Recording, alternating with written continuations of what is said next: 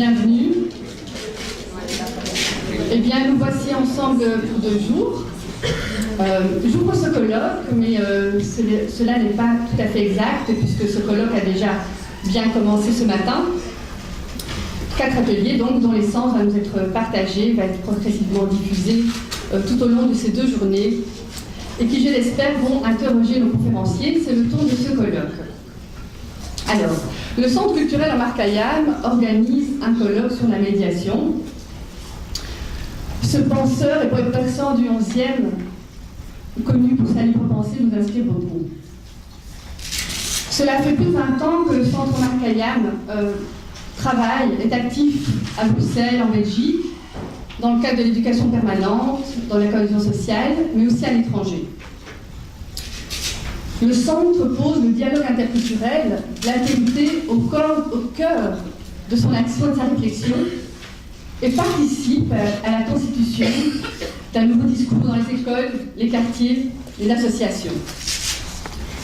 Il développe donc des actions en collaboration avec des acteurs de terrain, du monde académique, et avec les personnes qui font la diversité de Bruxelles. Ces actions, des formations, des supervisions, des séminaires, des projets dans les écoles, des conférences et des colloques. Alors la création d'espaces de dialogue, de respect, de compréhension mutuelle constitue l'axe central du centre.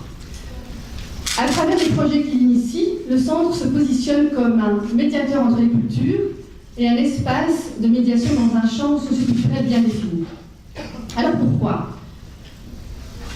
Parce qu'il se nourrit des principes et valeurs de cet outil d'éducation à la citoyenneté et aux droits de l'homme qu'est la médiation. Parce que nos projets visent, tout comme la médiation, la consolidation ou le rétablissement du lien social à travers l'écoute, le respect mutuel et le dialogue, favorisant ainsi une société du vivre ensemble, ou aussi pour faire ensemble, faire société.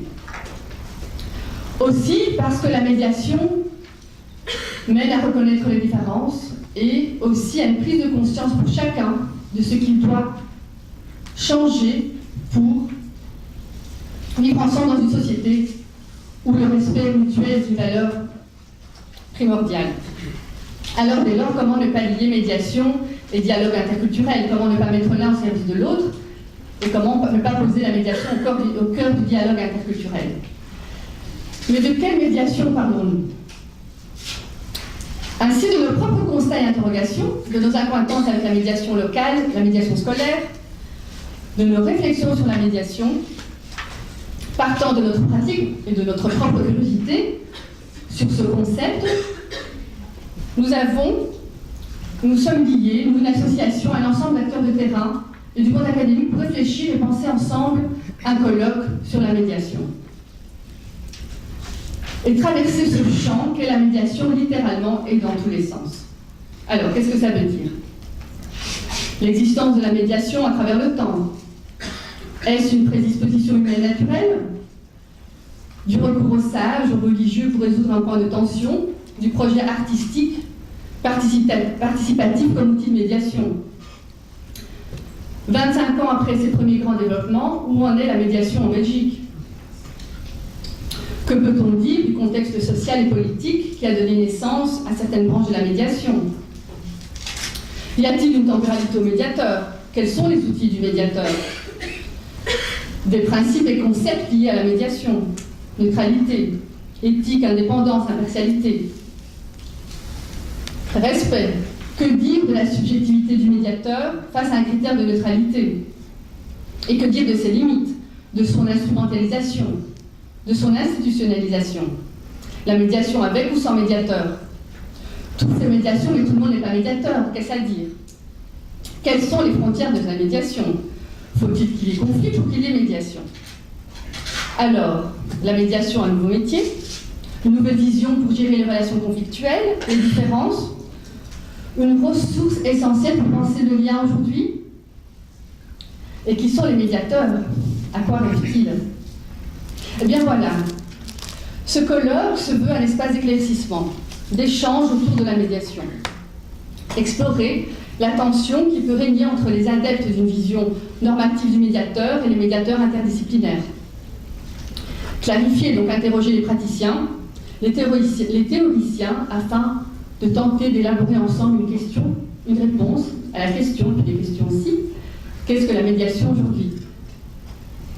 Alors 2 journées s'imposaient rapidement, s'avérait être un minimum pour travailler ces questions, avec un panel de conférenciers et une articulation avec les participants que nous avons voulu primordial. C'est pourquoi nous avons démarré ce colloque par des ateliers. Et ainsi, à l'image de la médiation, articuler, initier un dialogue entre conférenciers et participants tout au long de ces 2 journées. Et c'est ici que ça se passe, à Bruxelles, à la Fédération Wallonie-Bruxelles, à Molenbeek-Saint-Jean. Alors, 4 thématiques, 2 jours. Voilà, c'est parti. Alors, parallèlement à ce colloque, à ce qui se déroule dans cette salle, vous avez une salle de projection attenante à celle-ci, où vous pouvez aujourd'hui et demain visionner, pendant les pauses, aujourd'hui des capsules vidéo qui sont le produit d'un travail d'étudiants en médiation de l'Institut Roger Guilbert. Et demain, ce sont des bonus du film Casus Belli qui aborde la question de la médiation. Alors, vous pouvez aussi, nous exposons des dessins de Philippe Raz, qui est médiateur scolaire et qui est ici avec nous aujourd'hui. Ils sont, vous les avez, je pense, déjà vus, ils sont exposés sur la fenêtre qui est à l'extérieur de la salle et qui vont un peu illustrer certainement, je pense, ce qui va se dire aujourd'hui. Alors donc il y a un titre pour chaque dessin, mais évidemment ce titre n'est qu'un titre parmi plusieurs autres certainement qui seront que vous serez inspirés à imaginer en regardant ces dessins. Donc merci Philippe pour cette exposition. Alors, nous allons commencer avec la première thématique, la médiation, statut et formation. Et pour cela, nous avons le plaisir d'accueillir Coralie Spetsgary, qui nous a fait le plaisir d'accepter de présider cette thématique. Alors, Coralie Spetsgary est médiatrice agréée en matière civile, commerciale et sociale. Elle est spécialisée en négociation intégrative. Elle a étudié ces matières aux États-Unis et les exerce depuis 17 ans, à travers notamment PMR, un centre spécialisé dans la prévention, la gestion et résolution de conflits, ainsi que dans diverses institutions universitaires et barreaux.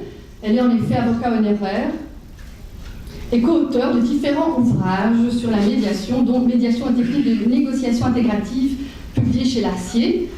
Donc, merci d'accueillir Caroline Spetsgary. Et donc, je vous souhaite un très beau colloque, beaucoup d'échanges, de participation. Et bien, tout de suite. Merci. Merci beaucoup pour cette présentation. Alors, effectivement, j'ai le plaisir d'ouvrir la séance sur un thème qui est assez cher à mes yeux, la médiation, statut et formation. L'importance du statut, quelle que soit notre profession, est vraiment évidente à mes yeux, parce que ce statut permet de nous identifier professionnellement, d'abord évidemment à nos propres yeux, connaître les contours de notre rôle, les contours de notre pouvoir, savoir qui nous sommes quelque part, pour ensuite pouvoir en faire état vis-à-vis des personnes qui vont faire appel à nos services et qui eux aussi ont besoin d'un peu de lumière à cet égard. Donc c'est une question identitaire qui est évidemment assez importante et qu'il ne faut pas sous-estimer. La formation, quant à elle, c'est aussi quelque chose qui me tient fort à cœur, parce que ma perception, après autant d'années, c'est que la médiation est un des métiers les plus difficiles au monde et qu'il requiert tant de l'art que des techniques, du savoir-faire et savoir-être, et que bien sûr, si on a quelques compétences innées, c'est bien, c'est évidemment très très bienvenu, mais ça ne suffit pas, il va falloir se former, et je dirais même plus, c'est un travail de toute une vie.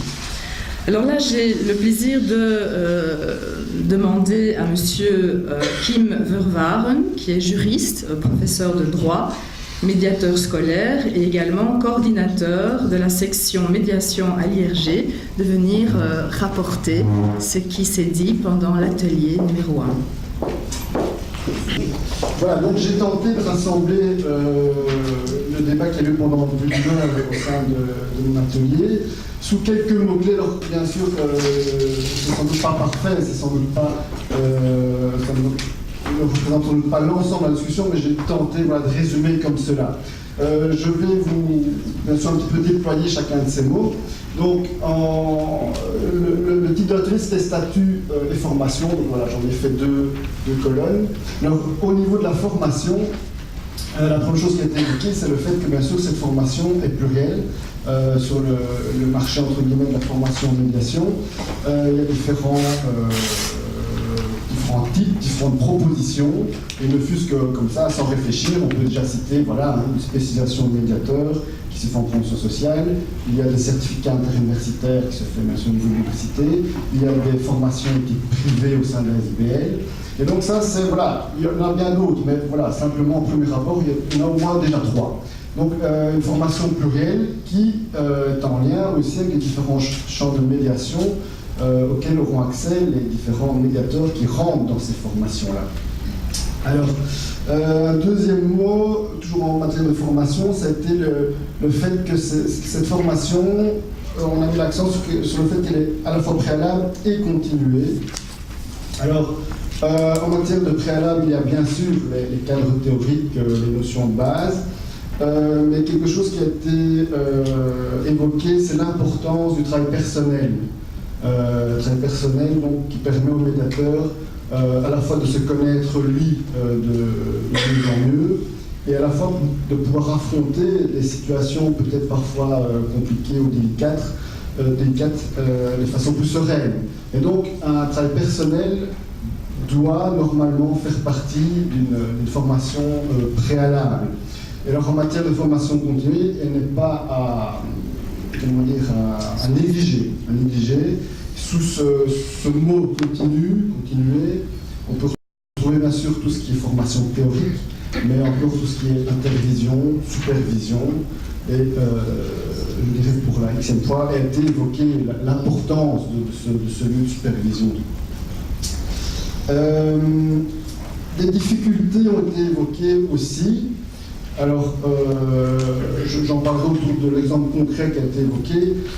C'est par exemple le fait d'être engagé en tant que médiateur sans aucune formation en médiation, donc ce qui n'empêche pas un éventuel employeur voilà, d'engager et d'ouvrir un service de médiation en ayant à l'intérieur de ce service quelqu'un pour lequel il n'a pas requis spécifiquement un diplôme de médiation et qui place donc le médiateur en situation parfois compliquée, délicate, ou qui oblige ce médiateur, alors avec l'aide ou pas de l'employeur, de se former a posteriori.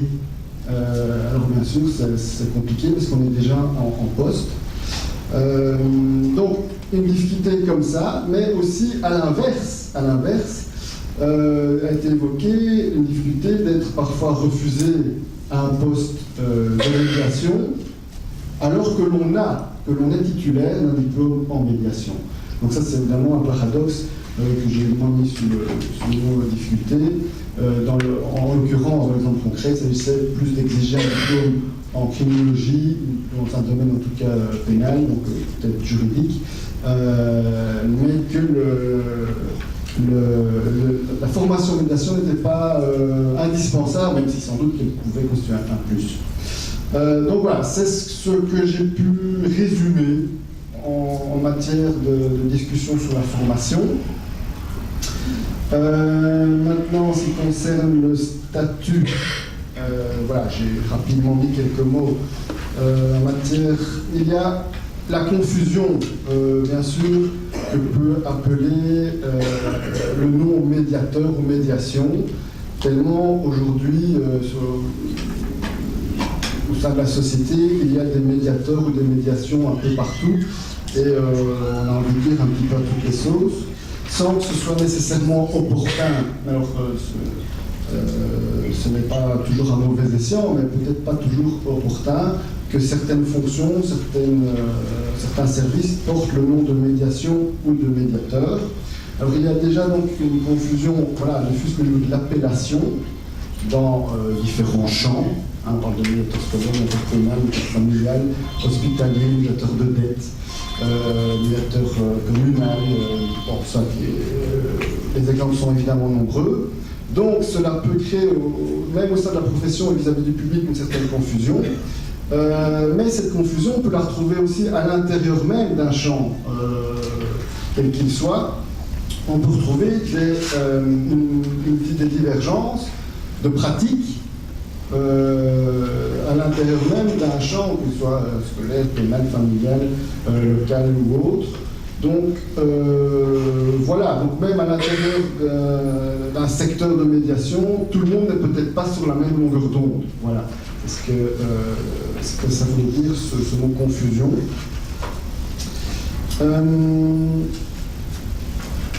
Il y a aussi une confusion toujours, sans doute provoquée par le fait qu'il y a des cadres multiples. Donc chaque type de médiation a son propre cadre, et qui dit propre cadre, dit propres règles, propres références, etc. Propres sources de subventionnement. Bon, bien sûr, le subventionnement a été évoqué comme aussi une problématique, cette matière. Ce que je voulais dire, c'est que, oui, voilà, les cadres multiples, voilà, actuellement c'est comme ça, mais il y a heureusement des tendances qui iraient vers, notamment au niveau européen, de nouvelles tendances qui viseraient plutôt à placer un cadre plus ou moins commun, en tout cas au niveau de l'échelle européenne, autour de la médiation, ce secteur de la médiation. Représentation, qu'est-ce que je veux dire par là? C'est qu'au niveau de la fonction de médiation, on a insisté sur l'importance d'être représenté, que la fonction soit représentée, à la fois à titre de secteur, donc par champ, et à la fois à titre commun. Alors on sait tous qu'il y a différentes tentatives de représentation à toutes les échelles, de représentation sectorielle ou commune, voire nationale.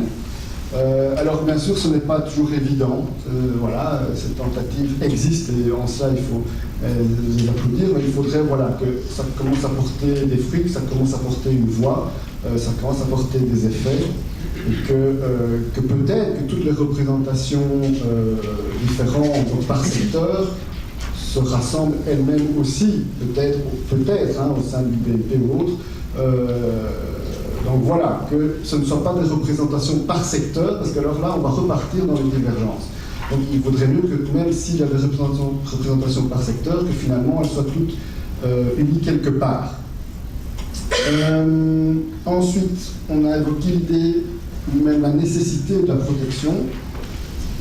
Protection toujours évidemment de la fonction, du métier, un peu en lien avec ce que nous avions dit au niveau de la formation, c'est-à-dire peut-être, oui, en venir comme d'autres professions qui sont elles-mêmes réglementées, protégées, en arriver à exiger un diplôme de médiateur, les difficultés dont on avait évoquées, exiger un diplôme de médiateur pour toute fonction de médiation, et que ce titre soit aussi, donc protection au niveau de l'entrée en médiation, en fonction, et au niveau du titre aussi, voilà, que finalement ce titre ne soit pas, j'en fais à la confusion, utilisé comme ça à tort et à travers, que l'on sache plus ou moins clairement à qui l'on s'adresse quand on parle de médiateur, et qu'on ait une certaine assurance par rapport à la formation qu'il aurait reçue. Donc, protection de la fonction. Et enfin, je terminerai par l'idée d'aller vers une définition commune. Donc, c'est ce sur quoi on a clôturé l'atelier. Il s'agissait évidemment ici de tendre vers un minimum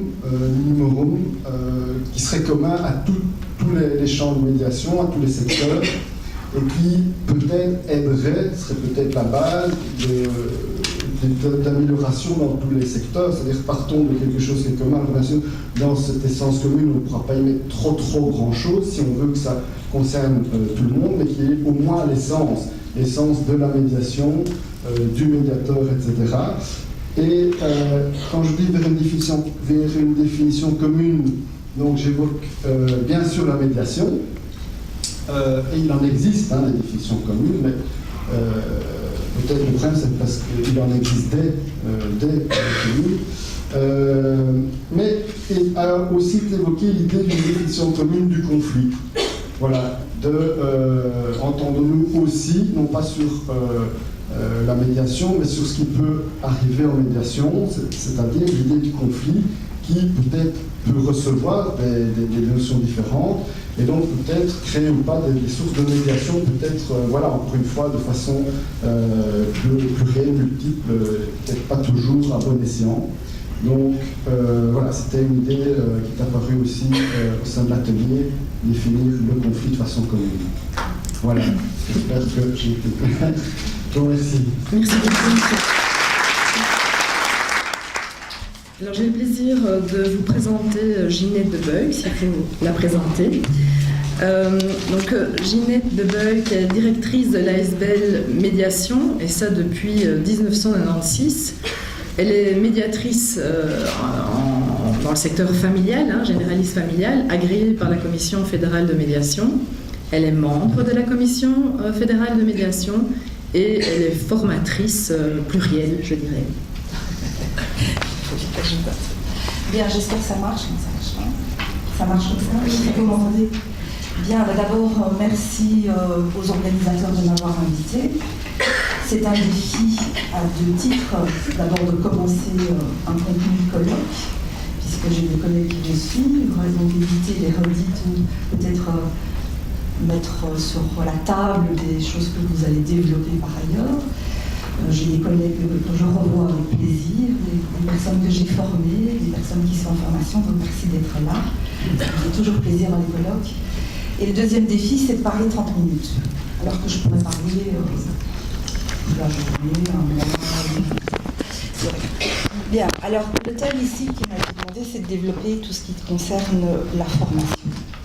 Alors effectivement, comme il vient d'être dit, dès 1996, je me suis intéressée à cette question de la formation. C'est comme ça d'ailleurs que j'ai monté la SBL Médiation, sur conseil de mon mentor, qui est toujours Jacqueline Morino, avec laquelle je me suis formée en principal, puis je suis partie au Québec.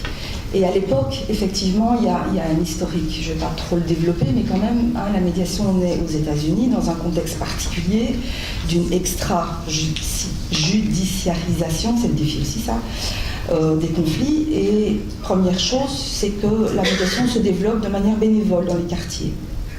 Donc les community boards de San Francisco, qui se développent ensuite le modèle vers les écoles, les peer mediation, médiation par les pairs.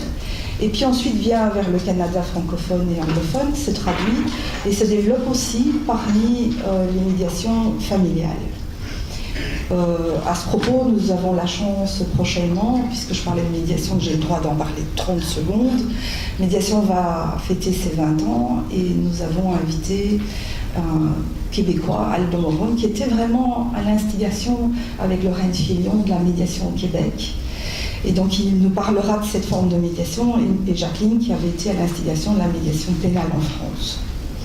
Donc la médiation s'inscrit dans un contexte historique, dans un contexte sociologique, philosophique, se développe dans différents champs et du coup aussi amène quelque part des tensions entre ces champs. Je me souviens m'être retrouvée dans un tribunal à attendre, vous savez qu'on attend longtemps au tribunal, et puis je regardais autour de moi et je me dis, oh, il y en a des gens autour du conflit. Il y a la police, il y a les juges, les avocats, les experts, les psychologues, les greffiers. Enfin, vous imaginez, le jour où on ne fait plus de la médiation, tous ces gens sont au chômage.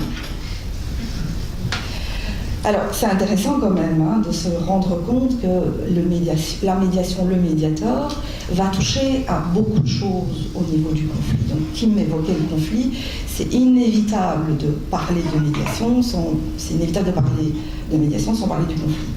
Alors quel est-il? Je ne vais pas rentrer là-dedans non plus. Et qui me parle aussi, parce que tout ce que vous avez évoqué dans l'atelier, donc merci, c'est ce que j'ai essayé de développer pour vous en parler. Donc effectivement,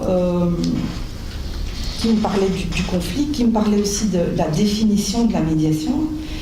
Et peut-être de manière simple et basique, à mon sens, à tout le moins, la spécificité par rapport à d'autres modes alternatifs de règlement des conflits les marque, c'est quand même que le médiateur met les gens en présence.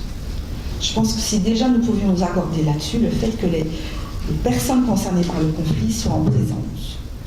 Je sais qu'il y a aussi ce que vous allez appeler différemment des médiations indirectes, mais peut-être que toute l'attrait de la médiation, sa spécificité, c'est que les gens puissent s'entendre dans leurs différences et construire ensemble une issue. Donc ils sont libres de construire une issue et ils viennent de manière volontaire, même si la prescription de la médiation peut être obligatoire. Il est peut-être intéressant d'observer que quand il y a une médiation judiciaire, nous lisons, le juge ordonne une médiation. Alors qu'en final, les médiateurs et les médiants sont libres d'accepter ou non la médiation. Donc ça, c'est déjà un premier point.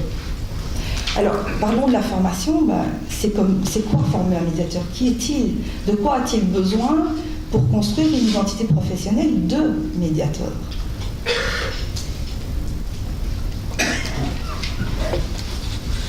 Il y a plusieurs choses. C'est quoi être médiateur? C'est quoi faire de la médiation? C'est qui un médiant? Alors j'ai choisi le terme médiant parce que le participe présent, on est en train de le faire. Médier, c'est peut-être le produit fini. Donc, qui sont les médiants? Que font-ils? Et puis, quand on est dans cette posture, puisque je suis allée à l'atelier posture du médiateur, c'est aussi de quoi il a besoin au quotidien. Vous avez parlé de la formation continue, donc il y a effectivement des contenus, des savoirs savants, des savoir-faire, des savoir-être, et aussi des savoir-faire-faire. Parce qu'en médiation, quelque part, il y a un aspect formatif, à mon sens, pour les médiants. Ils vont faire autrement. Comment le médiateur va les amener sans leur dire « tu fais comme ça » ou « tu fais pas comme ça ». Donc le médiateur a aussi besoin d'être supervisé, d'être accompagné, soit en supervision collective, soit en intervision, soit en supervision individuelle. Donc former des médiateurs demande une pluralité de regards sur le métier. Quand nous avons commencé à donner des formations, j'avais contacté des collègues. C'est grâce à eux aussi que Médiation existe toujours, c'est aussi grâce au public. Et nous avons continué tout au long de ces années à améliorer en fonction des retours, puisque les évaluations sont aussi très très importantes. Et nous avons amélioré dans le sens à la fois des contenus et de notre pédagogie. Donc je pense que ce qui est très important pour se former, donner une nouvelle forme, parce que la plupart du temps, les gens viennent déjà avec une formation. Alors, petite parenthèse qui me disait qu'il y avait plusieurs types de formations, effectivement, il a été dit le mot diplôme. Attention, diplôme, ça vient normalement, c'est une certification qui est donnée par l'État. Ici, on parle bien de certificat. Alors, la plupart des formations, ce sont des certificats, même si c'est l'université qui attribue un certificat. Et dans le cadre des écoles, sauf erreur, qui me corrigera, il faut déjà avoir eu d'autres diplômes pour avoir accès à ce diplôme, qui est un certificat maintenant, ou une spécialisation. Donc, déjà, si nous voulions évoluer, ça ce sera peut-être une perspective future vers un diplôme, peut-être qu'à ce moment-là, un jeune décidera d'être que médiateur. Question pour le futur. En tout cas, à l'heure actuelle, les gens qui se forment en médiation viennent d'horizons différents. Ils peuvent être avocats, ils peuvent être psychologues, ils peuvent être comptables. J'ai eu des hôtesses de l'air qui avaient perdu leur travail il y a quelques années, des personnes qui veulent aujourd'hui se recycler complètement, changer d'orientation. Il y a une variété, une pluralité de personnes qui s'intéressent à la médiation de par leur formation initiale ou parce qu'ils ont vécu eux-mêmes des situations de conflit et ont fait appel à un médiateur. Donc ça veut dire que former, c'est donner une nouvelle forme alors qu'il y a déjà une formation, ou de faire accepter de nouvelles formes de travail avec autrui. Pour moi, il est impossible de former sans soi-même se remettre ou se mettre en question. ce sont des nouveaux apprentissages et surtout, à mon sens, la médiation s'inscrit dans un nouveau paradigme. Paradigme, c'est un grand mot, ça veut dire qu'auparavant, nous étions dans des façons de gérer des conflits de manière assez verticale. On allait voir le juge, on allait voir le prêtre, on allait voir le notaire, l'instituteur qui nous disait, ou notre père, nos parents, voilà, c'est comme ça, c'est pas autrement. Ici, de manière horizontale, nous partageons avec autrui des façons d'aborder le conflit. Donc ce nouveau paradigme demande aussi de nouvelles compétences, de nouvelles qualités. Dans le processus de formation, il me semble utile d'avoir une pédagogie interactive dans laquelle les personnes vont pratiquer, vont être filmées, vont avoir des tâches pour pouvoir, au quotidien, s'améliorer en tant que médiateur déjà pour soi-même. Donc, j'ai une formation aussi de pédagogue et nous avions appris en pédagogie, en sciences de l'éducation, le conflit socio-cognitif. C'est intéressant le conflit socio-cognitif. L'apprentissage, c'est déjà du conflit. Même quand le petit enfant vient à l'école, il a déjà des données dans son ordinateur. Et il va être en conflit avec les autres sociologiquement, socialement, pour modifier ses perceptions, ses croyances. Alors dans la formation d'adultes, c'est encore plus important parce que les adultes parfois tiennent beaucoup à tout ce qu'ils savent. Donc ça prend du temps, il y a un espace-temps nécessaire pour apprendre. Et à mon sens, c'est tout au long de la vie. Donc cette formation continue est absolument nécessaire et d'ailleurs la Commission fédérale l'a prévu puisque tout médiateur agréé doit avoir montré 18 heures de formation continue tous les 2 ans. Donc se former, c'est un petit peu apprendre à rouler à vélo autrement. Si vous vous souvenez, quand vous avez commencé à rouler à vélo, d'abord vous avez mis les petits trous, donc on vous a accompagné, puis on en a enlevé une, puis une deuxième, puis on déséquilibre comme sur les dessins. Et puis tout doucement, lentement, nous avons acquis des compétences et avoir la capacité de regarder devant nous, de freiner, de pédaler, de regarder le paysage, les jolies filles, les jolis garçons, et puis c'est devenu un automatisme. C'est pareil. Quand vous allez apprendre ce métier merveilleux qu'est la médiation, quand vous allez construire cette nouvelle identité professionnelle, vous avez besoin de pratiquer. C'est inévitable. C'est fondamental. Parce que cette pratique va ancrer aussi cette nouvelle construction de votre identité professionnelle. Donc, se pose la question aussi du choix qu'a fait la Commission à un moment donné. Donc, la loi apparaît en 2005 et la Commission se met en place. Commission fédérale de médiation, qui veut dire que c'est une réunion à la fois de nos collègues néerlandophones, germanophones et francophones. Donc pour ceux qui le savent ou ne le savent pas, la commission est constituée d'une commission générale qui a pour attribution d'agréer les médiateurs, c'est elle qui décide de l'agrément.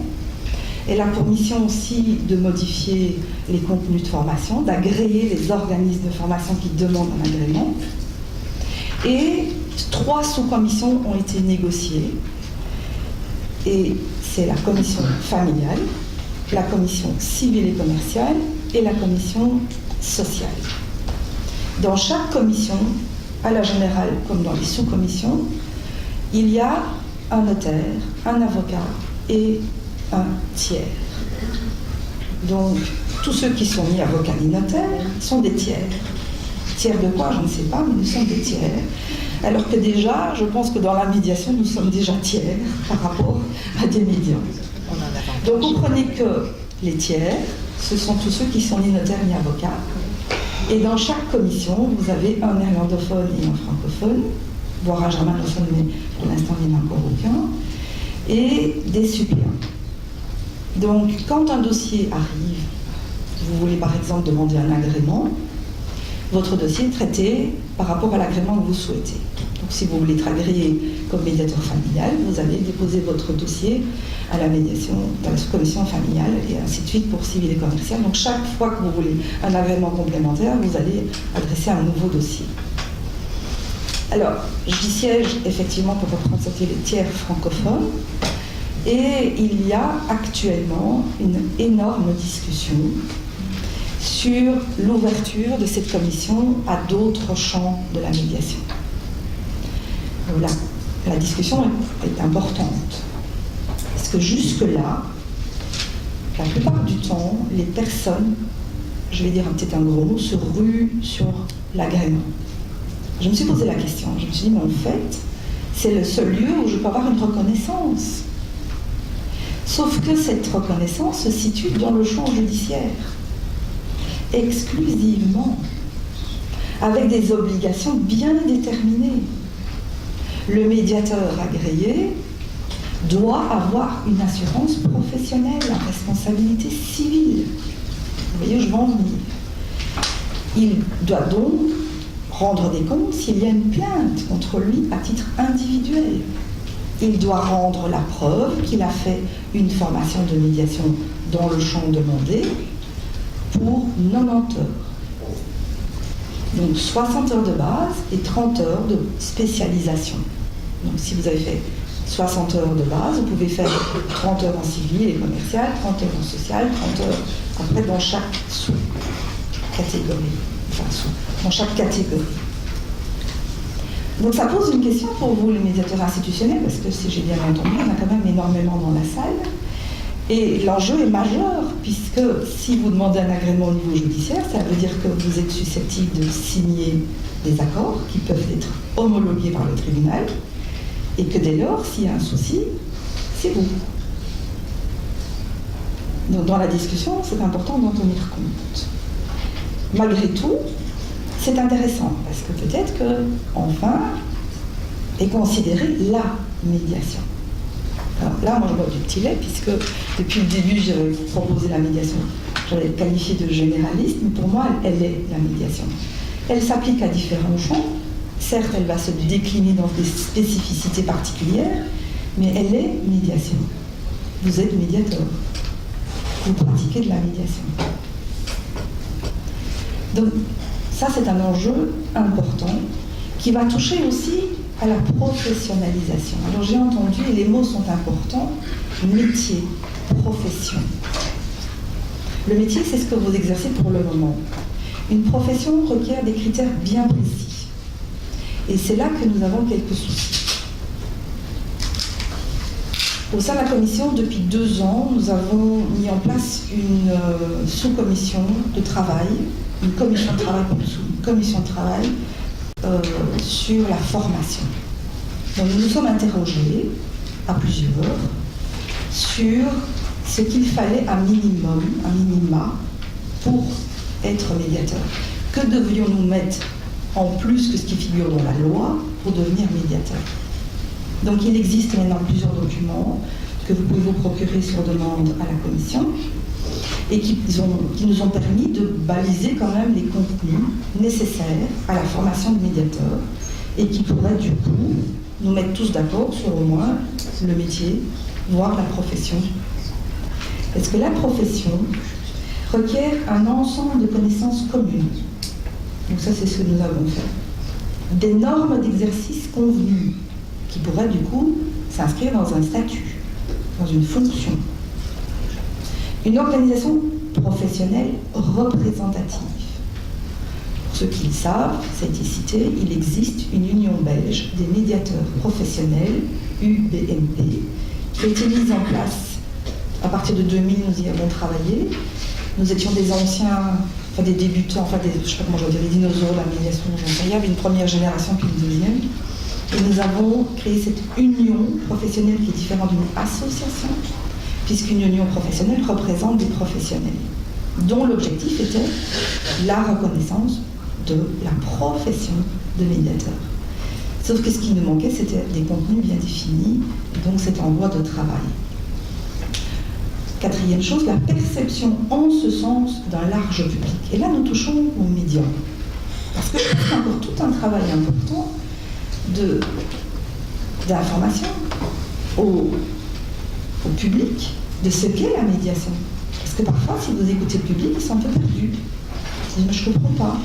Il y a de la médiation dans ma commune, puis il y a de la médiation que je dois payer, puis il y a de la médiation de planning, puis il y a des médiateurs qui sont avocats, il y en a qui sont notes, je ne comprends plus. Donc ça permet une clarification de la perception du public et un code de déontologie, et là il existe en tout cas à la commission fédérale. Donc voilà un enjeu majeur pour que cette médiation puisse se clarifier, pour que les médiateurs puissent se regrouper et qu'ils puissent travailler ensemble. Travailler ensemble en tant que médiateurs et aussi travailler avec des partenaires. Parce qu'en médiation, nous sommes rarement seuls. Il y a des situations où je peux avoir un accord partiel, où j'aurai besoin de l'avocat. Il y a des situations nécessaires où je vais faire appel au notaire pour qu'il s'occupe de points juridiques bien précis. Il y a des situations où j'ai besoin peut-être d'un expert financier, s'il y a beaucoup de biens, ou peut-être d'un partenaire médiateur scolaire, puisque ça va peut-être toucher à l'école. Donc le médiateur a aussi cette ouverture vers d'autres partenaires. Il a aussi, quelque part, à médier avec les autres. Alors je vous disais, le médiateur, c'est un travail, j'aime plus trop le travail, mais c'est un processus aussi avec soi-même. C'est une façon aussi de s'observer. Comment je fonctionne, comment je m'observe fonctionner dans le conflit, comment je m'observe dans la relation avec autrui, avec cet outil de médiation.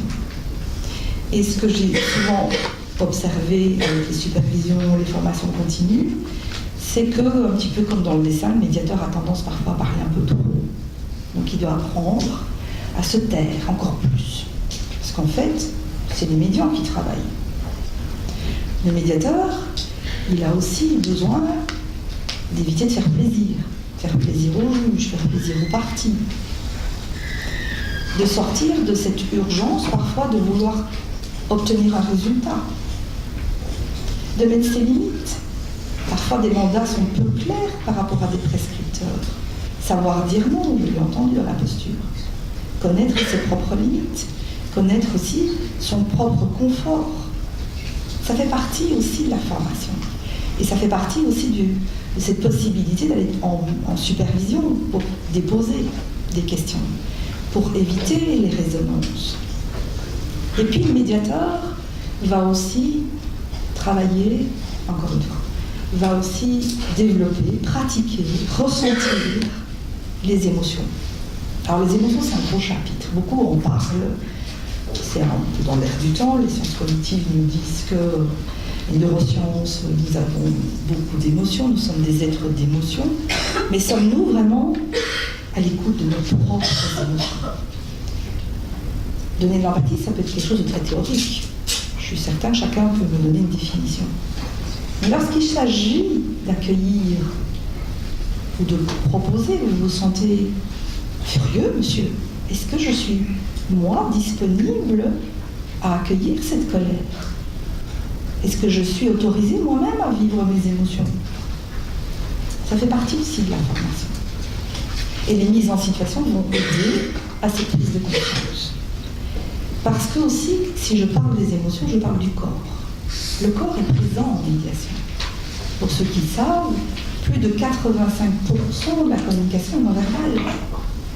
Donc, nous avons aussi être à l'écoute de notre propre corps. Si moi-même je suis stressée et que je vais être en médiation, le médian va le sentir. Mon corps va l'indiquer, tout comme vous percevez le non-verbal, ou eux aussi.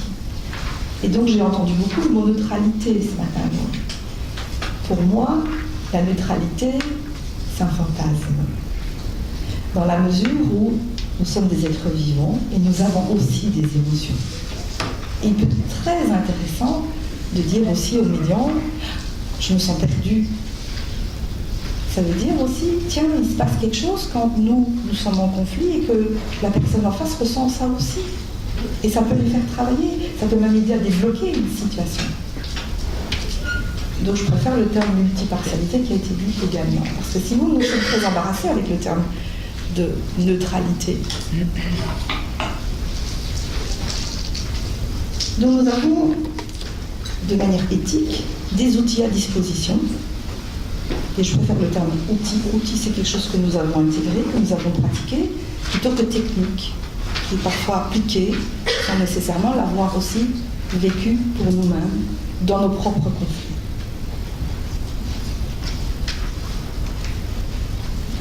Je parlais de l'adulte.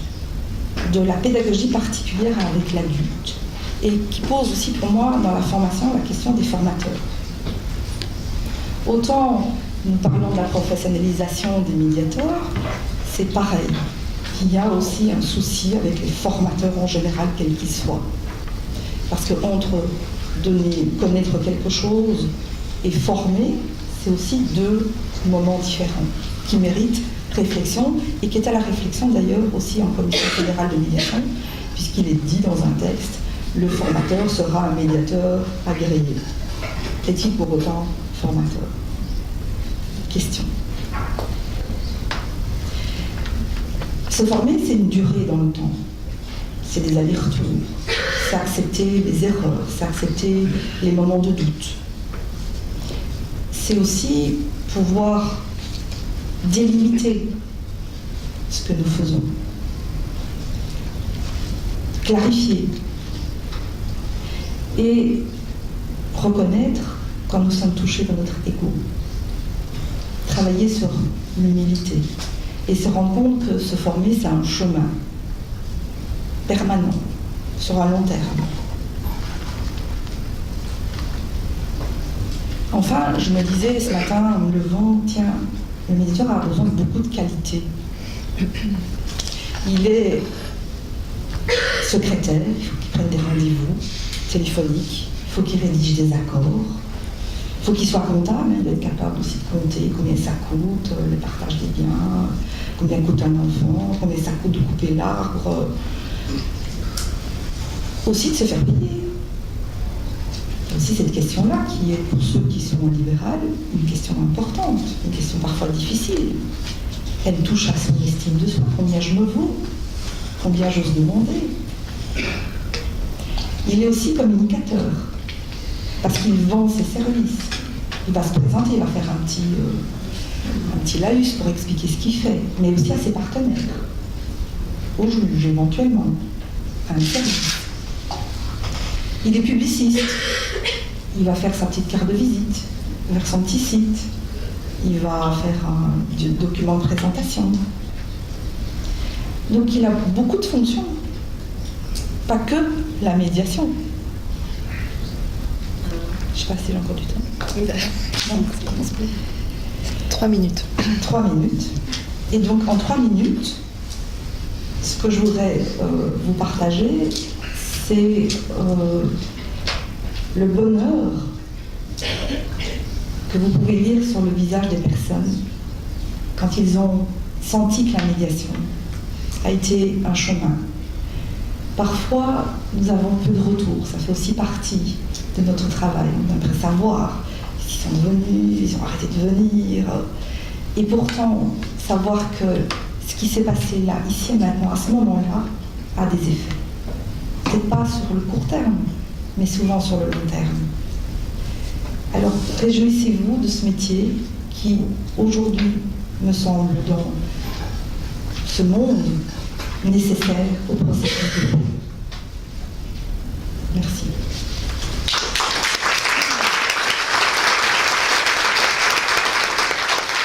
Je disais la médiation, le métier le plus difficile au monde. Alors Ginette vient de rajouter aussi, mais le plus beau du monde. Hein.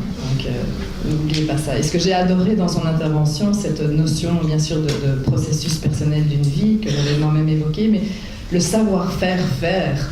C'est vrai, c'est quelque chose qui est subtil, hein, parce qu'on ne va pas tirer la couverture, hein, on va essayer d'aider des personnes à se comporter, penser, sentir autrement, sans finalement agiter le drapeau en disant c'est nous qui le faisons.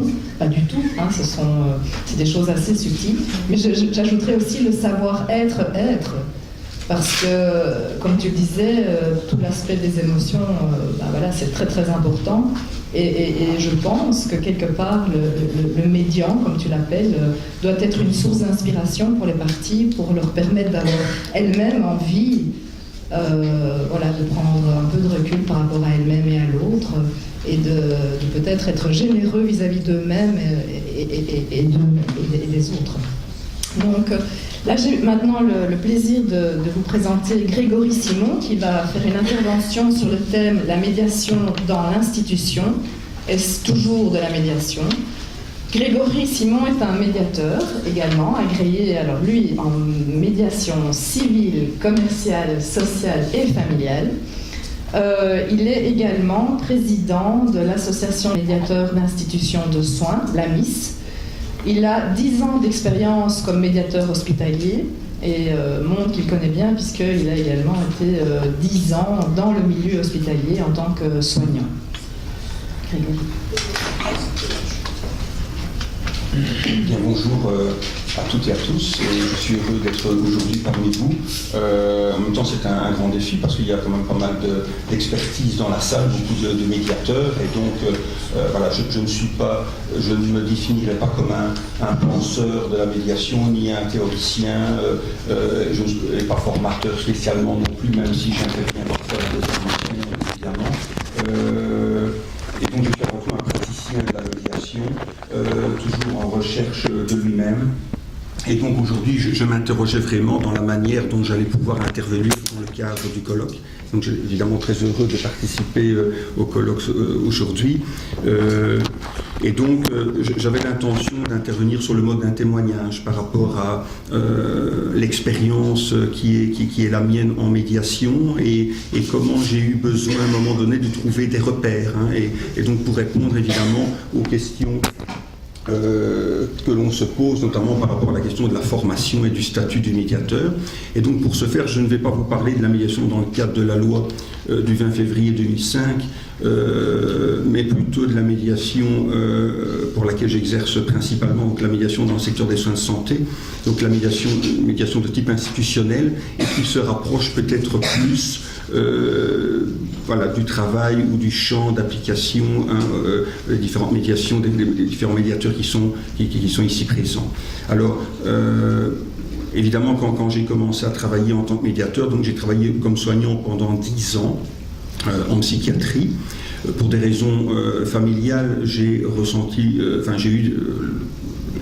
trois enfants et donc il m'a été, j'ai éprouvé des difficultés par rapport à la scolarité de mes enfants et en tout cas les conduire à l'école, les crèches, etc. Et donc très vite il m'est apparu nécessaire de changer de travail et donc il s'est ouvert à un moment donné le poste de médiateur dans l'institution dans laquelle je travaille. Je me suis dit, tiens, ce poste-là ne doit peut-être pas être très différent en médiation, ne doit peut-être pas faire les choses très différemment de ce que l'on peut faire en psychiatrie. Finalement, ça se rapproche peut-être bien de la relation d'aide aux gens, si ce n'est que finalement de les écouter sur leur histoire personnelle et leurs difficultés familiales, professionnelles ou autres. Je vais devoir peut-être régler des problèmes de facture ou autres, ça peut être moins intéressant, mais bon, je n'ai pas trop le choix, et donc je me suis dit, je vais changer de travail. Finalement, j'ai eu le poste à l'époque sans grande difficulté, sans avoir de formation à ce moment-là, puisque je suis infirmier gradué de formation à la base et spécialisé en santé mentale et psychiatrie.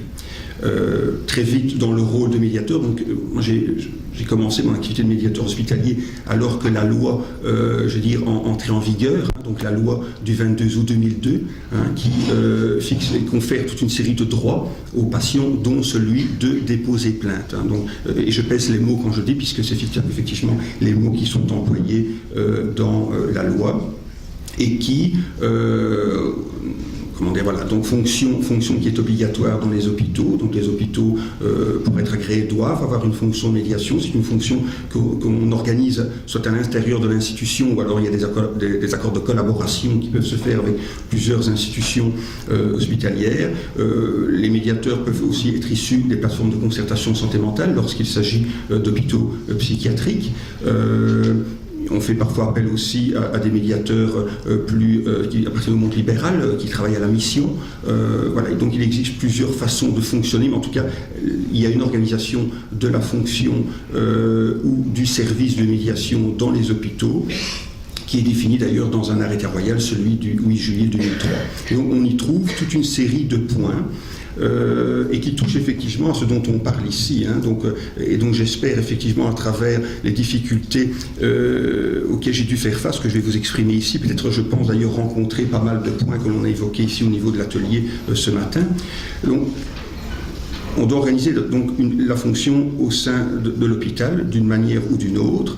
Le médiateur est nommé par le gestionnaire de l'entreprise. Si ce n'est pas le gestionnaire, on retrouvera notamment au niveau des plateformes de concertation santé mentale, là où le médiateur travaille, les mêmes gestionnaires, en tout cas les gestionnaires des hôpitaux qui organisent et travaillent avec la plateforme de concertation santé mentale. Donc ça donnerait l'illusion d'une pseudo-indépendance. En réalité, finalement, elle n'existe pas plus que pour le médiateur qui travaille au sein d'une institution. Alors, se pose donc la question de l'indépendance, qui est un principe fondamental pour moi au niveau de la médiation et qui, selon moi, conditionne finalement tous les autres principes, ce qui pour moi paraît comme des règles, normalement des règles de fonctionnement du médiateur, s'il veut fonctionner, je veux dire, en ayant un cadre correct de la médiation. Mais bon, ça renvoie peut-être à la définition de la médiation, et je ne vais pas ici faire la définition de la médiation, mais sans doute exprimer toute une série de règles qui, pour moi, doivent être rencontrées pour faire son travail correctement en tant que médiateur. Et donc, l'indépendance du médiateur, évidemment, elle est toute relative, évidemment, quand vous travaillez dans une institution. Vous êtes pris dans des liens contractuels, et donc la question se pose de savoir dans quelle mesure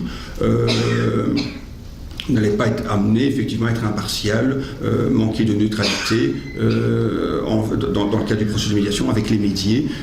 La question est parfois posée par certains de savoir si je ne vais pas orienter les débats dans une direction au point où ça pourra être favorable à l'institution pour laquelle je travaille. On sait aussi qu'il y a des pressions qui s'exercent au sein des institutions qui amèneraient, et des pressions qui se font parfois sur le plan oral et évidemment pas par écrit, et où le médiateur sent avec ces pressions qu'il aurait plutôt intérêt à partir dans une direction qu'une autre. Alors c'est toute la question aussi parce que cette indépendance est aussi relative à la personnalité du médiateur. Il y a des médiateurs qui sont sans doute débutants ou des personnalités qui se laissent peut-être un peu plus avoir ou faire, et qui seraient peut-être tentés effectivement de répondre ou de rentrer dans ce jeu-là. Donc la question de l'indépendance est véritablement un problème, en tout cas au niveau du monde du secteur des soins de santé. Je pense que ça doit sans doute être peut-être un peu semblable dans les autres champs d'application de la médiation au niveau institutionnel. Et dans les débats qu'il y a pour l'instant, donc finalement on parle d'enjeux ici, puisque dans le cadre de la 6e réforme de l'État, il est prévu effectivement des réunions pour voir comment on va transférer les compétences aux régions en matière d'organisation de la fonction de médiation dans les hôpitaux. Et donc, autour de cette question de l'indépendance, deux idées. Une première, ce serait effectivement de sortir les médiateurs de l'institution et de créer des pools de médiateurs. Maintenant, évidemment, la question, c'est de voir comment payer ces médiateurs, sachant qu'aujourd'hui, la fonction de médiation est financée dans les hôpitaux. En tout cas, les hôpitaux reçoivent des subsides pour organiser la fonction de médiation, mais ces subsides ne couvrent pas, évidemment, ni le salaire du médiateur, ni les frais de fonctionnement du médiateur. Et donc, effectivement, c'est sur fonds propres, évidemment, que l'hôpital ou les hôpitaux doivent effectivement travailler.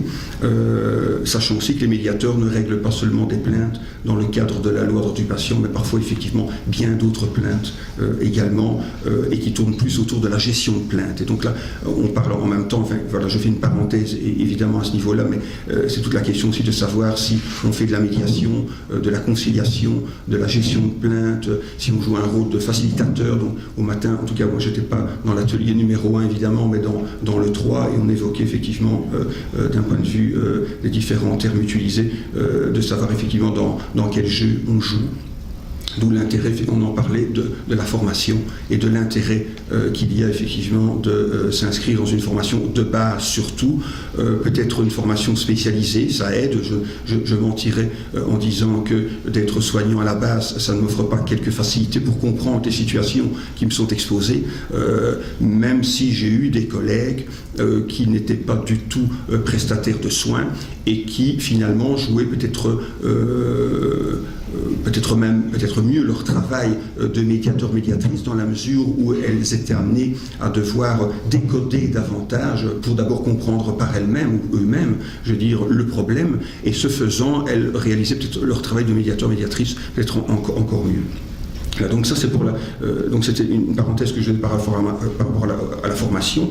Donc cette formation que j'ai j'ai ressenti vraiment, j'ai vraiment ressenti l'obligation. Je dis l'obligation parce que on se demande à un moment donné si ce que l'on fait, on le fait bien, si effectivement c'est vraiment de la médiation ou pas. Donc à travers évidemment les formations que j'ai suivies, essentiellement en lien avec la loi de 2005, je me suis évidemment très vite aperçu que ce que je faisais, je veux dire, s'en éloigner très fort en bien des points, notamment sur la question de l'indépendance, ça je l'ai évoqué, mais aussi par rapport à certains autres sujets, enfin certains autres principes fondamentaux, je veux dire, de la médiation, comme par exemple la confidentialité des échanges dans le processus de médiation dans le secteur des soins de santé. Je veux dire, il n'y a pas je veux dire, de garantie absolue à ce niveau-là. En tout cas, c'est pas renforcé, je veux dire, par la loi, comme ça peut l'être, par exemple, dans le cadre de la loi du 21 février 2005, au niveau de l'article 1728, on n'a pas, je veux dire, pareil, précaution qui a été prise, en tout cas, pour protéger le processus de médiation hospitalier, ce qui crée des problèmes. On a essayé d'ailleurs d'y travailler récemment ici avec les entités fédérales, mais il semble y avoir quelques réticences.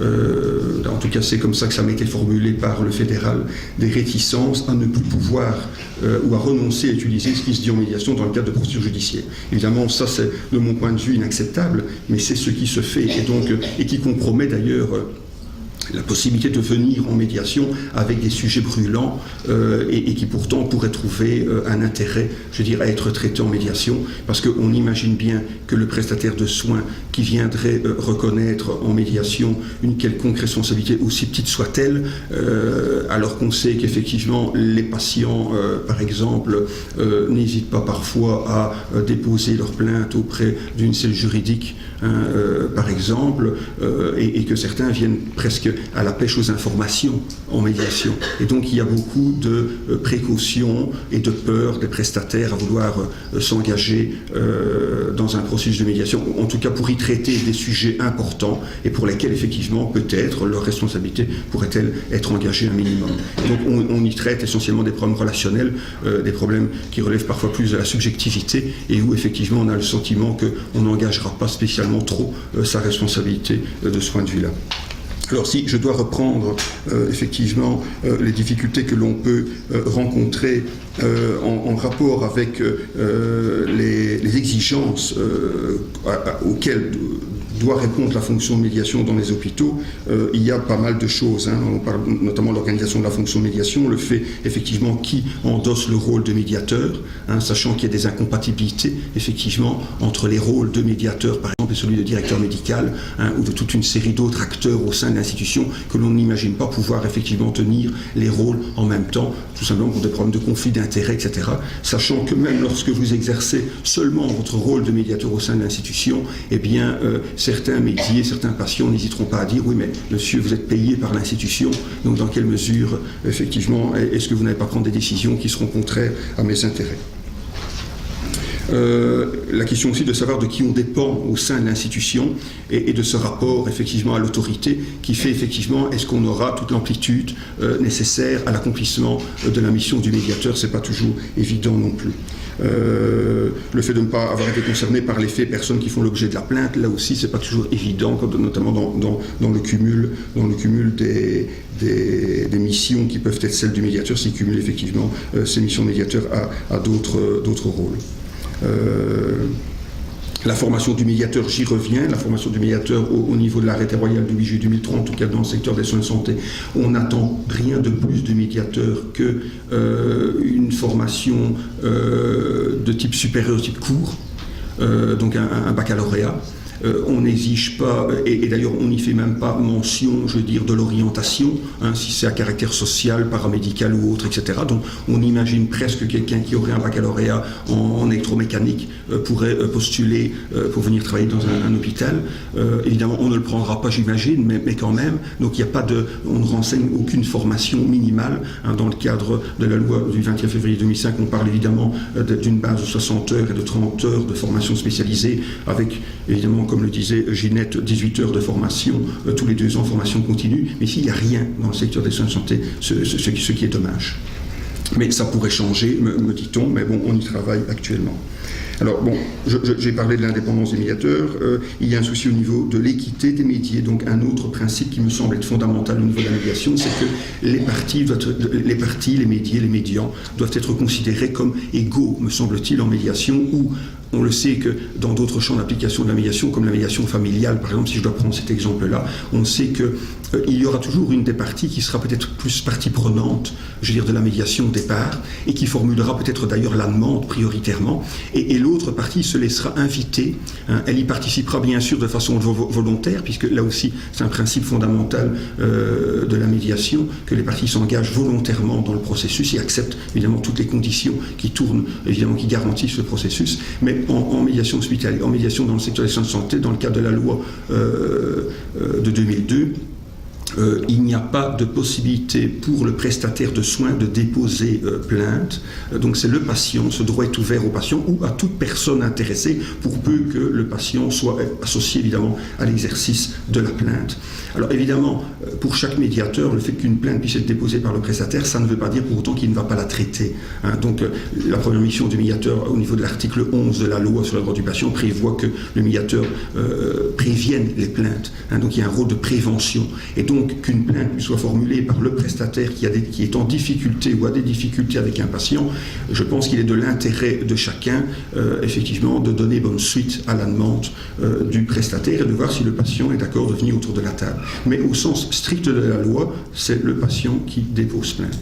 Avec pour certains patients le sentiment que le bureau de médiation ou le service de médiation est un peu comme un commissariat de police où on vient déposer sa plainte et où on attend que le médiateur fasse son enquête et revienne avec des résultats importants. En tout cas, donc, le patient exige ça.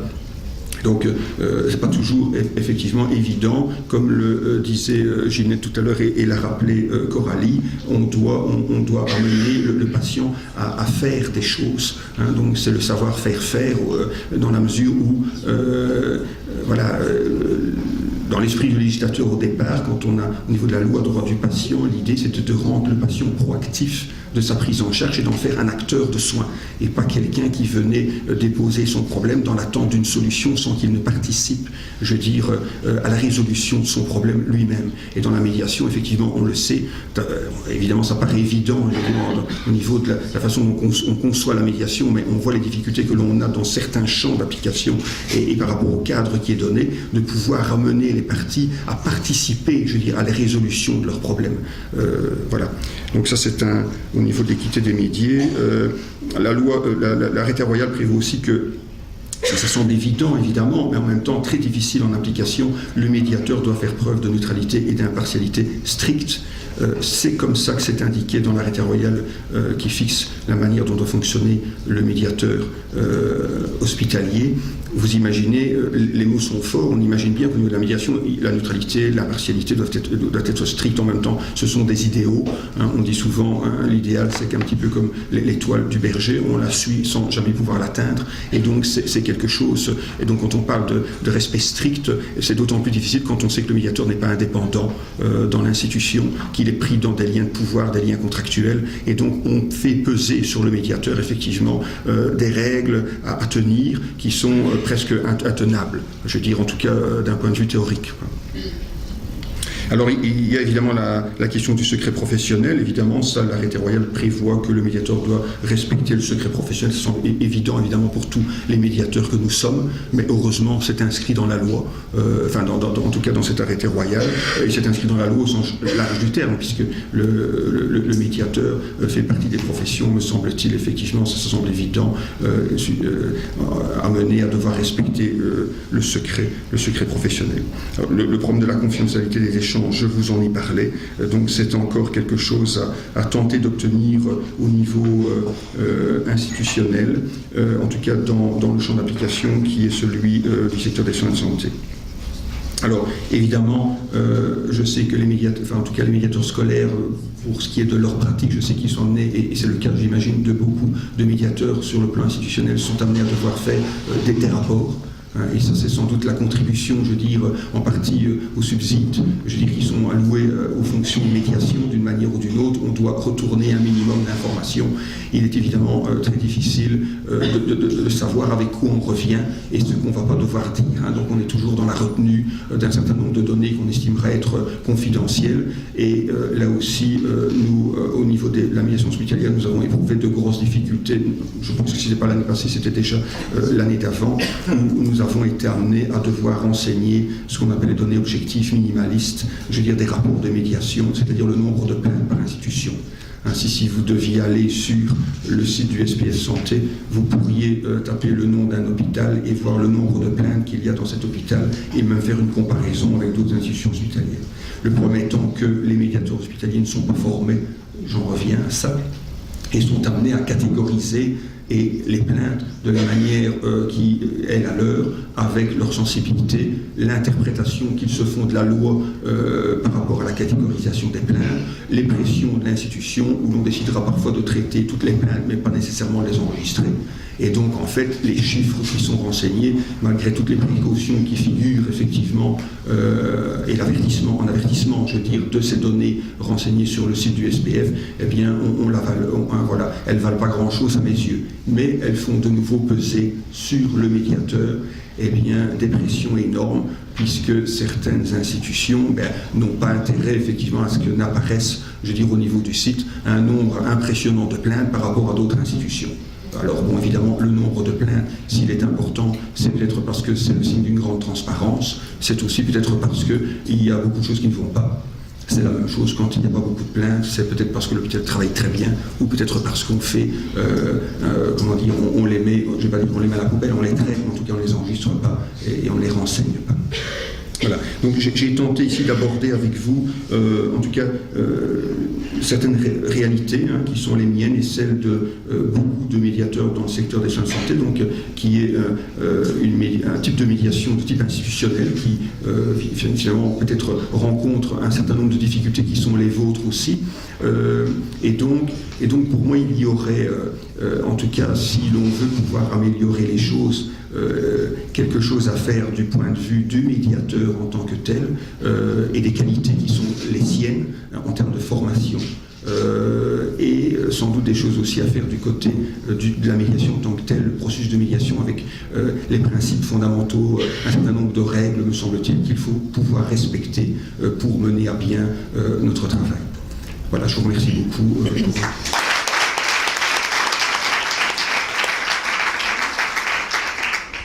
Merci Grégory de nous avoir rappelé dans tous ces principes fondamentaux de la médiation qui sont parfois, j'ai l'impression, auprès des législateurs ou des politiciens, pas toujours compris dans leur précision, dans le détail de ce que ça signifie. Et je pense que nous avons tous une obligation justement un peu pédagogique, de pouvoir expliquer.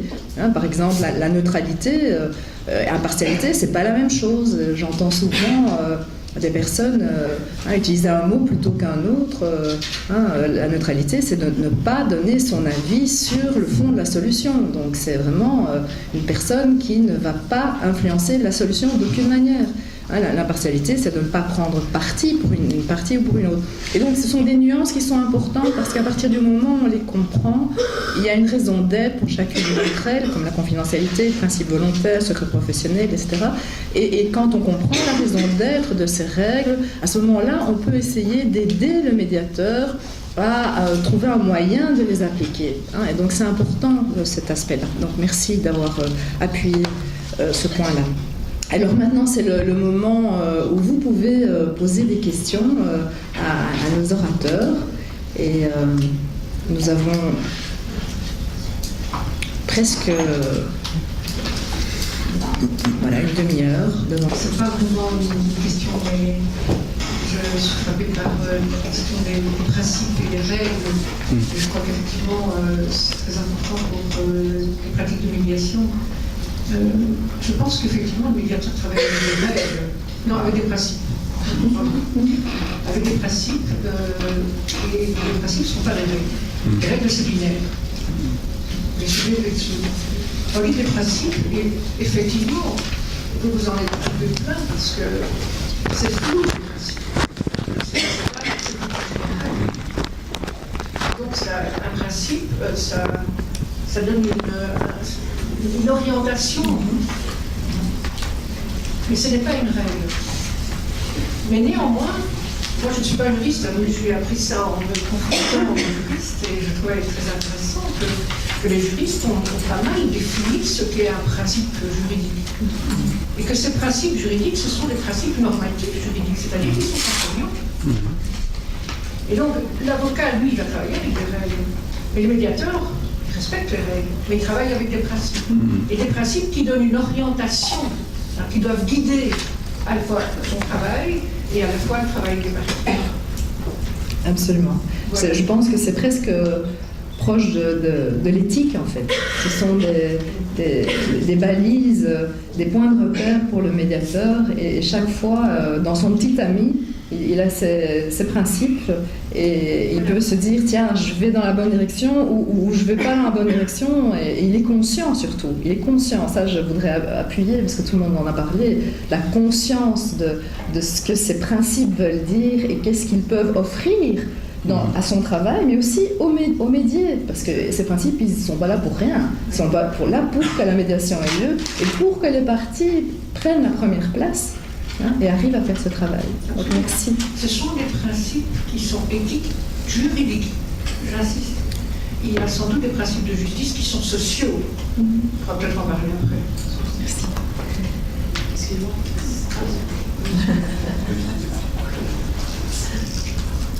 Je suis opportuniste.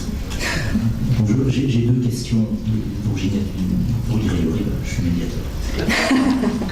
Donc, Ginette, si je t'ai bien écouté, j'ai cru comprendre que tu pourrais envisager une formation aux sorties d'école de l'humanité directement,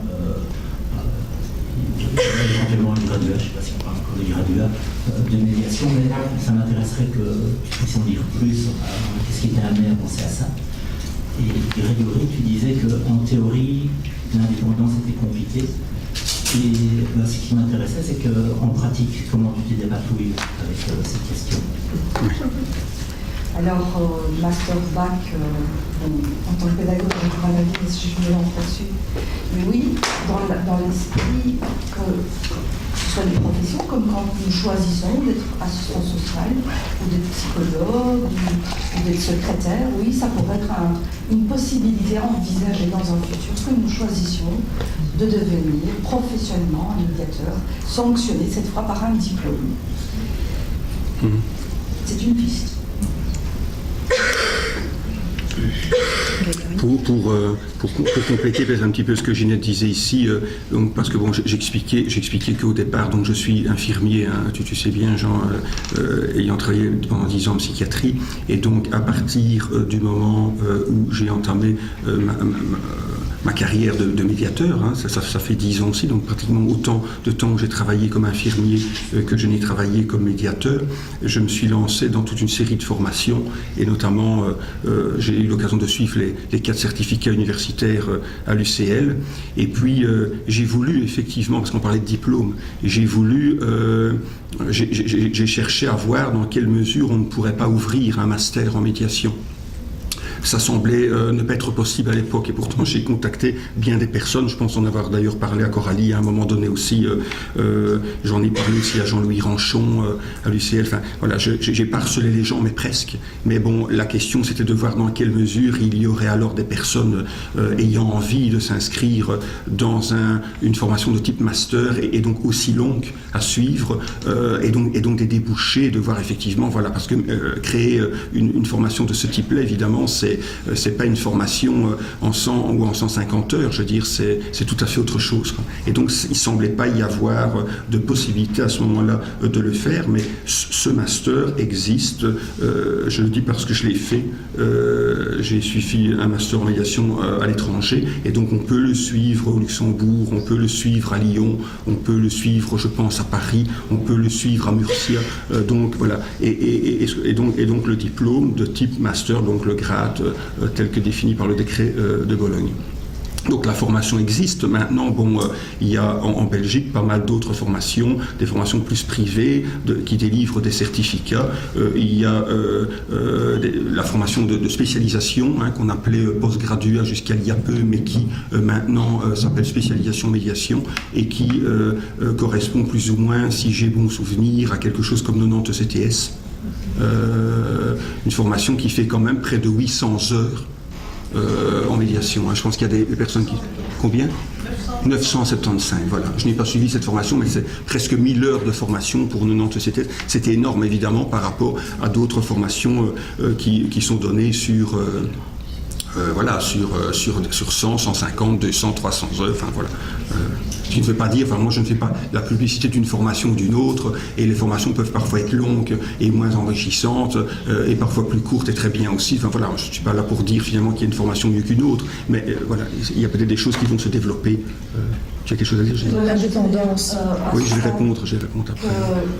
C'est aussi en discussion pour le moment sur le nombre d'heures qu'il faudrait augmenter par rapport aux 90 qui ont été négociés jusque-là.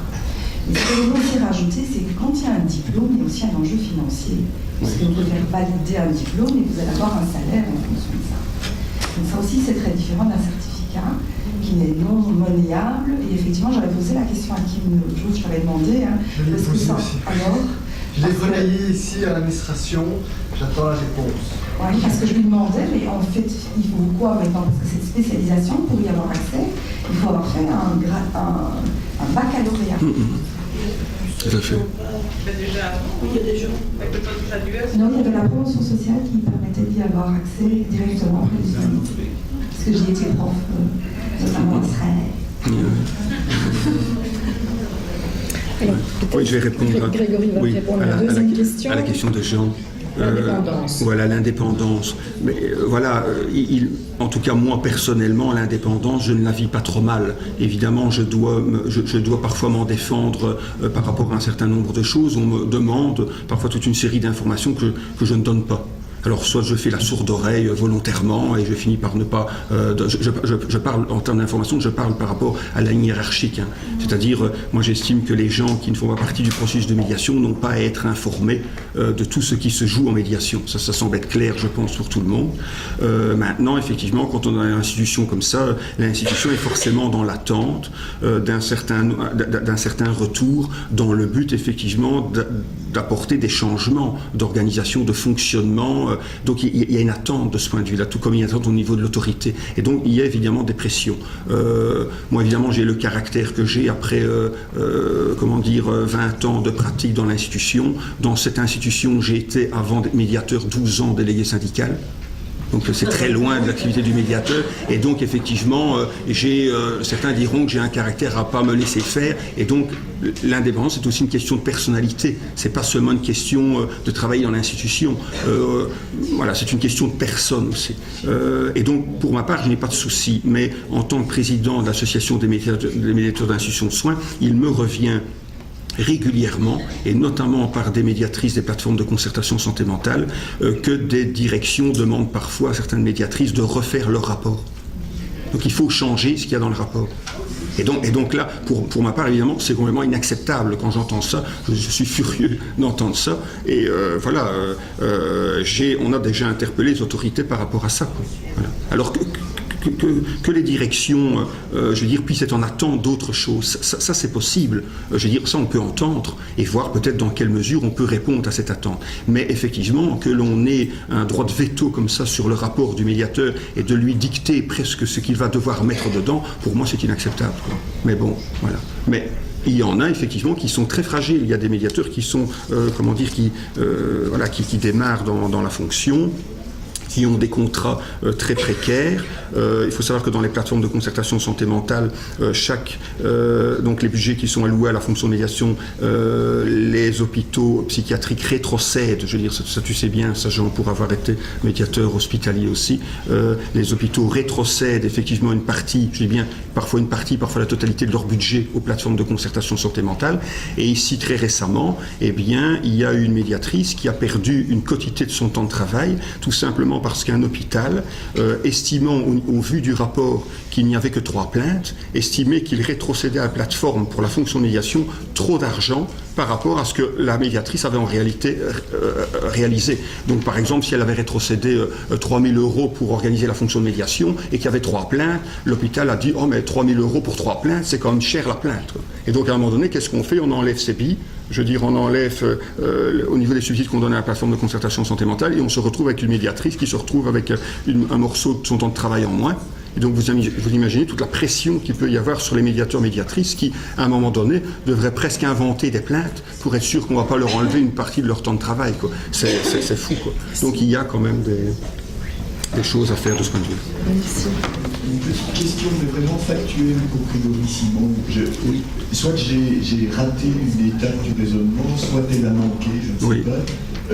Mais vous aviez annoncé 2 pistes de solution par rapport à la question de la dépendance institutionnelle. Oui, tout à fait. Non, j'ai entendu la première. C'est possible que des poules de médiateurs. Tout à fait. Et j'ai pas entendu non, tout à fait, mais parfaitement. Je ne pense pas d'ailleurs que je l'ai dit. C'est pas que voilà. Donc la piste évoquée, c'est on enlève les médiateurs. Et c'est une piste évidemment. C'est en réflexion. Je veux dire, il n'y a rien de fait. Soit on enlève les médiateurs des institutions en créant des poules de médiateurs. Ça rejoindrait d'ailleurs en partie les objectifs que souhaiterait atteindre la Commission fédérale droit du patient visant à pouvoir offrir aussi de la médiation au secteur ambulatoire, aux maisons de repos et de soins, aux prisons, je veux dire aux annexes psychiatriques comme la défense sociale, etc. Ça c'est une piste. L'autre piste, ce serait effectivement de laisser le médiateur à l'intérieur de l'institution, en sachant qu'il y a du pour et du contre qui soit à l'intérieur ou à l'extérieur. Donc je ne suis pas en train de dire que, je veux dire, on doit faire d'une certaine manière, on y réfléchit actuellement, mais à l'intérieur, on pourrait renforcer le statut du médiateur, par exemple, en lui donnant certaines garanties, comme on donne par exemple aux conseillers en prévention, visant, je pense que c'est la loi de 90, qui prévoit toute une série de choses où on ne pourrait pas se séparer trop facilement du médiateur. Voilà. Protection. Une protection au licenciement, par exemple. Voilà. Merci. Je pense que Madame en rouge, vous souhaitiez prendre la parole. Allô, oui, bonjour. Donc, je m'appelle Catherine Vormer, je suis en 2e année à l'Institut Roger Guibert. Alors, je voudrais poser une question à Mme Ginette de Broek par rapport à ce qu'elle a dit. Donc, n'y a-t-il pas danger si on forme des médiateurs juste après les humanités, d'avoir des personnes très jeunes et donc souvent plus malléables qui serviraient les pouvoirs publics dans leur... Apprendre à avoir d'autres comportements que le combat, la guerre, entre eux. Donc ça voudrait dire qu'en amont, il y aurait déjà eu un travail qui pourrait déboucher sur un métier. Et je connais des personnes très jeunes parce que en fait, quand j'accepte des personnes, je fais un entretien préalable. Et j'ai eu des très jeunes personnes qui sont venues, qui avaient 23 ans, 24 ans, et qui avaient presque ça en eux, qui avaient déjà une maturité, parce qu'ils avaient vécu des expériences qui ont eu beaucoup plus de temps à acquérir des outils, voire à lâcher, parce que c'était trop difficile. Donc je ne suis pas sûre, et d'ailleurs c'est indiqué dans les prérogatives, il faut avoir 25 ans pour monter son agrément. Donc moi je ne suis pas si convaincue de ça. Par contre, j'en reprofite encore pour dire que moi qui j'ai au départ prof de langue, donc j'ai fait un régenda. Et dans les écoles, nous voyons vraiment la différence entre ceux qui avaient fait un régenda avec des stages pratiques et on était tout le temps sur le terrain, et ceux qui avaient fait l'université, qui avaient beaucoup de théorie et qui n'avaient pas nécessairement développé de la pédagogie. Alors qu'ils faisaient l'agrégation à l'époque, en quelques heures, maintenant c'est un petit peu plus long, et ça ne leur donnait pas nécessairement les outils pratiques. Donc veiller aussi dans les formations, même si elles sont dans le niveau scolaire, c'est général, que ce soit le psychologue, même l'assistant social ou autre, qu'il y ait l'aspect aussi pratico-pratique.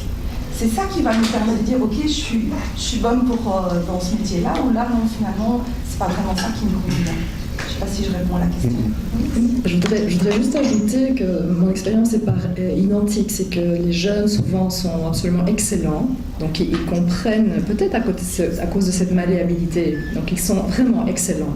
Mais votre question était double en fait, vous avez dit, et peut-être que parce qu'ils sont malléables, ils pourraient peut-être subir des pressions, et ça c'est autre chose je pense, ça c'est plus l'expérience, mais pas l'expérience professionnelle générale, l'expérience en tant que médiateur. Parce que souvent, quand on est jeune médiateur, on a un peu envie ou tendance à se dire, voilà, ces principes que j'ai appris, je vais un peu faire des entorses, on va voir si ça fonctionne. Hein. On le fait simplement parce qu'on a envie de travailler, de répondre aux attentes, à la demande. Et on se prend généralement des claques en pleine figure, ce qui fait que l'expérience nous apprend à faire attention à ne pas justement trop chipoter avec ces principes et donc pouvoir, avec une juste assurance, une juste confiance en soi, dire non à des attentes qui ne sont pas susceptibles de faire progresser le travail ou donner satisfaction aux parties. Donc ça peut être les pressions d'une institution, comme les pressions ou les attentes des parties d'ailleurs, hein, ça peut venir de n'importe où. Merci. D'autres questions? Je me posais juste, j'entends beaucoup parler de la formation et je me posais la question de comment pousser le pouvoir politique à donner un statut au médiateur. Voilà, c'était ça. À la fois, parce que c'est le pouvoir politique qui a mis quand même en place certaines formes de médiation. Quand les médiateurs sont arrivés, c'est dans un contexte bien particulier, les médiateurs sociaux, idem dans les communes. Donc il y avait effectivement, et il y a des budgets qui sont prévus toujours.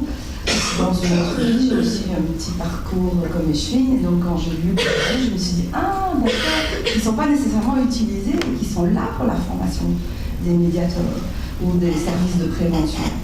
Donc il y a quand même des choses qui étaient prévues, qui ne sont pas nécessairement demandées, puisque ça dépendait alors du fonctionnement de prévention ou du public.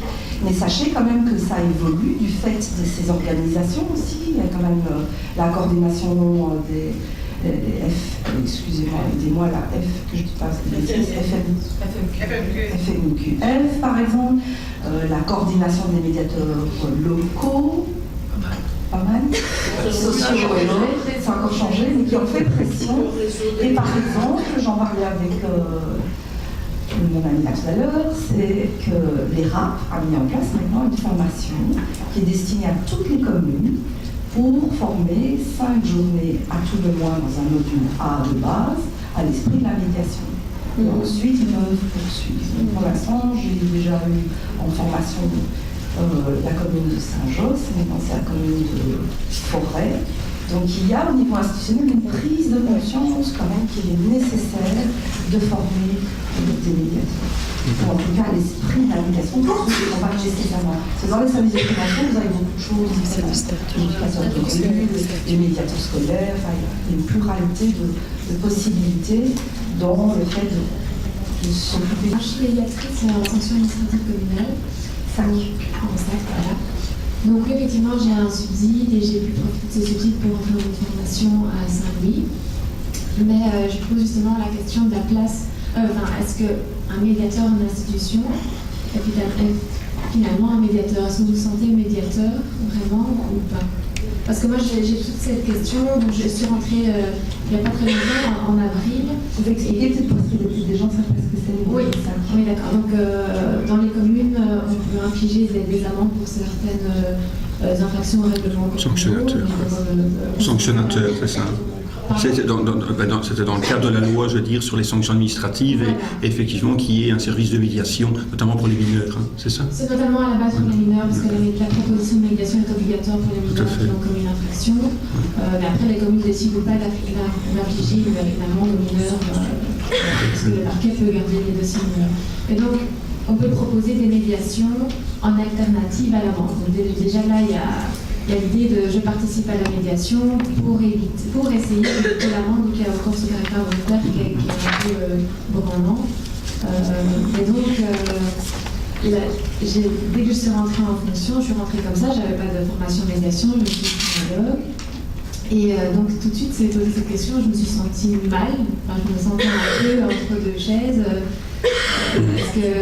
Est-ce que je suis vraiment neutre? Est-ce que je suis vraiment indépendante? Est-ce que c'est la médiation? Je me suis vraiment retrouvée dans ce que vous avez dit. Mais je comprends, mais voilà, vous êtes retrouvés, mais moi je me retrouve dans ce que vous dites aussi, et je comprends parfaitement. Et qu'on continue justement à se poser des questions, je pense que c'est ça qui est important. Parce qu'au moment où on ne s'en poserait plus, je pense que c'est là qu'il commencerait à y avoir un problème. Et Et donc, effectivement, je veux dire, à travers les formations, je ne sais pas laquelle vous suivez actuellement à Saint-Louis. Le certificat interuniversitaire en médiation générale. Voilà. Eh bien, effectivement, donc vous abordez plus le cadre finalement en lien avec la loi 2005. Et donc, c'est une perception beaucoup plus, entre guillemets, puriste de la médiation, je dirais, où l'on, finalement, avec une lecture un peu plurielle, je veux dire, du conflit, des cours de communication, droit, sociologie, psychologie, etc. Et notamment, et bien sûr, des travaux pratiques, des mises en situation, des jeux de rôle. Et donc, à travers ça, vous vous rendez compte probablement, je veux dire, au niveau des principes fondamentaux, que vous dérogez probablement à pas mal de choses dans votre pratique institutionnelle. Mais j'ai envie de dire, c'est normal et pas normal. C'est-à-dire qu'en même temps, oui, l'institution met à mal, je veux dire, les principes fondamentaux de la médiation, et ça demande aux médiateurs d'être vigilants par rapport à ça. Et je pense d'ailleurs que sans formation, il se met en danger, et il met en danger les médiants, les médiés. Parce que je pense que c'est important, on définit le médiateur comme le garant du processus de médiation. Alors si vous ne savez pas où vous allez, on peut se demander dans quelle mesure vous allez pouvoir conduire les gens dans une direction et sécuriser le cadre et leur dire finalement voilà, il faut être au clair, je veux dire, avec le jeu dans lequel on joue, quoi. Oui, voilà, c'est ça. Je me sentais vraiment mal à l'aise avant de commencer cette formation. Maintenant, je sens toujours ce mal-être, mais je commence à déjà mieux voir comment appliquer tout ça. Et vous pouvez mettre effectivement maintenant des garde-fous par vous-même, expliquer aux parties effectivement que la médiation, en principe, doit respecter un certain nombre de principes, leur expliquer. Néanmoins, dans le cadre qui est le vôtre, ces principes sont différents, ils ne sont pas nécessairement garantis. Et donc, ils savent où ils sont. Et donc, quelque part, vous n'êtes pas en faute vis-à-vis du cadre que vous définissez aux parties, et les médiants savent très bien dans quel jeu ils jouent, et si maintenant ils ont envie de jouer dans ce jeu-là, ils y jouent. Maintenant, ce qu'il y a, c'est qu'en pratique, à un moment donné, vous pourriez être amené peut-être davantage faire de la conciliation ou autre chose que de la médiation. Je pense que l'important, c'est que vous le sachiez. Voilà. Là, pour l'instant, je ne suis pas dans mon rôle vraiment de médiateur, je suis en train de faire autre chose. Mais le fait de le savoir, c'est déjà rassurant. Parce que vous pouvez me croire qu'il y a des médiateurs qui sont sans formation et qui, je pense, sont en totale insécurité, ne savent pas spécialement ce qu'ils doivent faire. Parfois, j'ai des collègues qui me téléphonent et qui sont perdus par rapport à des situations, alors qu'il suffirait simplement de le prendre d'une certaine façon et on liquiderait directement le problème, quoi. Et donc la formation, finalement, c'est le titre finalement de cet atelier numéro 1, pour moi, est essentiel. Je pense que si on ne contraint pas le médiateur à suivre une formation, il serait normalement pour moi dans l'intérêt du médiateur de la suivre lui-même. Et en ce qui me concerne d'ailleurs, les 4/5e de mes formations, je les ai financées moi-même. Elles n'ont pas été payées par l'institution. Si j'avais dû faire avec ce que l'institution me donnait, peut-être que je n'aurais pas suivi forcément les 4/5e de la formation. Oui, j'ai pris une date pour avoir la formation, j'ai dû la demander moi. Oui. Moi, ce que je voudrais rajouter, c'est étonnant ce que vous dites, parce que j'en connais d'autres qui travaillent sur les prix. Donc là aussi, c'est au cas par cas pour répondre à l'institutionnel. Et de nouveau, dans la loi, il est prévu qu'une formation s'organise. Et là, l'ERA vient de faire un appel d'offres. Il y a une formation qui est organisée pour les sacs, 1 journée et demie. Mais de nouveau, ça pose question. Donc quand j'ai répondu, je leur ai dit, c'est impossible de donner une formation 1 journée et demie. Première journée, matin, théorie, après-midi, les outils, et le deuxième jour, une demi-journée, les aspects pratiques en une seule médiation qui regroupera toutes les données. En bon délégué syndical que j'ai été à un moment donné, j'ai osé dire à mon employeur, écoutez, vous ne payez rien, c'est pas grave, c'est moi qui vais payer, je vous demande seulement de m'octroyer le congé d'éducation. Alors que vous me l'octroyez cette année-ci ou l'année prochaine, peu importe, je veux aller en formation. Et j'ai payé moi-même. Sauf qu'effectivement, en étant en formation par ailleurs, j'ai pas pour autant été remplacé. Et donc j'ai dû faire, en étant en formation 1 jour par semaine, j'ai dû faire sur 4 jours ce que je faisais sur 5 jours. Donc d'une manière ou d'autre, on le paye aussi de cette manière-là. Bien, on va devoir clore le débat parce qu'il est 13h. Et donc nous vous invitons à revenir à 14h30.